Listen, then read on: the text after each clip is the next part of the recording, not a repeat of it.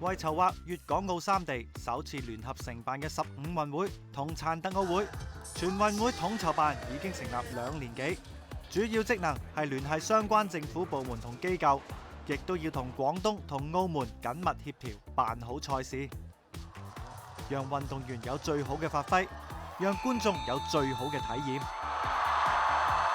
喺國家體育總局嘅指導之下咧，同呢個廣東同埋澳門咧，大家一齊去做好多準備工作，為運動員，包括我哋香港嘅運動員同埋內地各個省市嚟嘅運動員咧，做好一個舞台，希望俾佢哋咧係可以發揮到呢個最高嘅水平，令到觀眾咧係有一個好好嘅體驗。透過我哋今次